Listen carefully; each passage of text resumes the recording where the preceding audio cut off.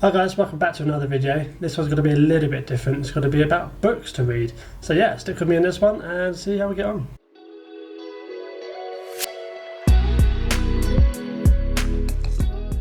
Just before we get started, I just want to say thank you so much for all the feedback and all of the comments that I've received so far on this journey that I'm taking. Obviously, it's a bit different for me because I am an introvert, but I am trying my best to kind of stay as confident as possible and do the best job I can. So I hope you find value with these videos, and yes, thank you very, very much. Also, don't forget to like and subscribe if you get any value from these videos. Really do appreciate it, especially in these early parts of this journey. Yes, let's get into the video about these books. So the first book we're looking at is the Rich Dad, Poor Dad. I'll put it up here on the screen.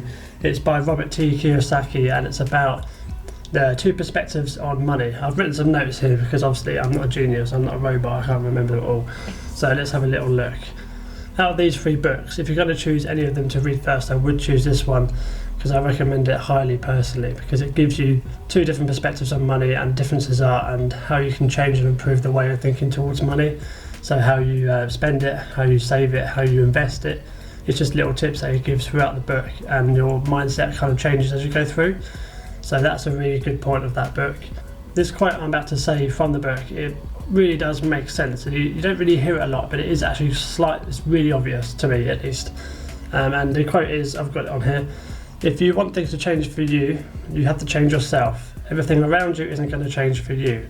Now, I should probably read that again because it's a bit more clearer. I'll put it up on the screen actually, we'll do that. If you want to change things for you, you have to change yourself. Everything around you isn't going to change for you. And that's basically, so in order for you to change, you'll need to do it yourself. You can't wait for things to happen around you, change around you, because that's not going to change you. Only you are going to change yourself. So this is a quick summary on Rich Dad, Poor Dad. You have to kind of dive into a bit more, maybe read the description on obviously Audible, which is one of the platforms you can listen to it, or buy a book on Amazon, etc. But it's basically your two different perspectives on money and how you can change yours to be more proactive with money. Okay, so on to the next book. So book 2 is The Secrets of the Millionaire Mind by T. Harv Eker. This book is more about training yourself with regular exercises and implementing them into creating a better lifestyle for yourself with the intention of a millionaire's mind. Obviously, it's in the title. It also talks about money managing methods and how you can implement them into your lifestyle. Now, a lot of people will say that they're good with money, which they probably are, but this book also points out some stuff that you may be able to add to your money managing methods. That's hard to say, so I like to say monaging, which is definitely a word. So yes, that's that part of that book. What I also liked about this book is throughout he talks about people that have gone through certain things with his methods, so like success stories, if you will, kind of case studies. And it really gives that kind of personal touch to the book and makes you feel like you can succeed as well. And that is obviously important if you want to succeed in making money. So I think he does a really good job of that. The last 30 minutes of the book is actually really good as well, because it kind of sets you up to kind of really kind of go and do it. You know, go out there and really kind of attack whatever you're trying to attack. So I've written a few things here, including in the pep talk is the taking action immediately, setting goals and practicing key principles, and there's a few other bits in there as well. But they're the ones that I picked up that are probably more key, at least for me. So yes, that's that book. So the last book we're looking at is The Richest Man in Babylon, which I'll stick up here on the screen, and that's by George S. Clason. I don't know if that's his name, but that's how I pronounce it at least.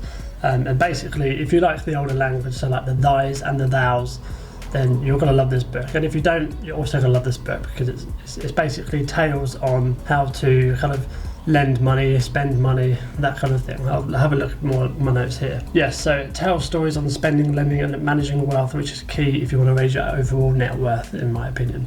With this book, in my opinion, it's probably the most fun because it kind of takes you back into a different world. I'm not sure if it's based on true story or not, but it doesn't really matter. So it gives you that kind of key principles, the things that are timeless, you know, the lessons that are timeless with money, etc. So it really does put today in perspective with what happened back then and how it hasn't really changed in the way of thinking about money.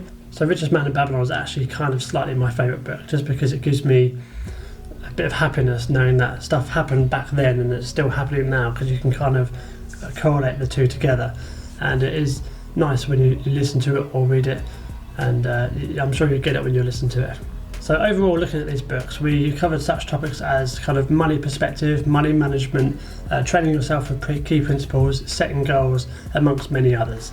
So if any of those you are kind of struggling with or you want to improve, then I do highly recommend reading these books. I think it's essential to read these books either before or in conjunction with starting investing, just because it gives you that kind of confidence in how to save and spend the money throughout this kind of journey, not only just throw it all in. You don't do that. You need to save some and spend some, etc, etc. A quick tip before I stop talking about these books is when you're listening to them, I recommend at least listening to them twice or 3 times, just because it's like watching a movie. So you're watching the movie and then you think, oh great, that was fantastic, what a great movie that was. And then you watch it again a couple of years later on the television, or even if you really liked it, you go back to the cinema and watch it again. Then you notice on a lot of little bits. You think, oh, I didn't think that was in the movie, or that was really good. Didn't notice that the first time. So it's a bit like that when you're listening or reading the book.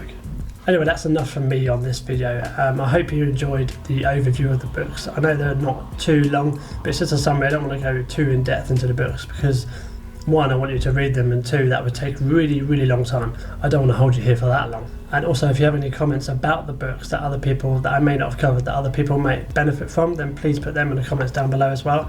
I think that will really help others learn about these books and maybe entice them a bit more to read them other than what I've said. As always, please tickle that little like button and hit the subscribe button if you found this video helpful and you want to learn a bit more about health, wealth and lifestyle. Thank you very much for watching this video. I hope you took some value from it, and I will see you in the next one. Take care.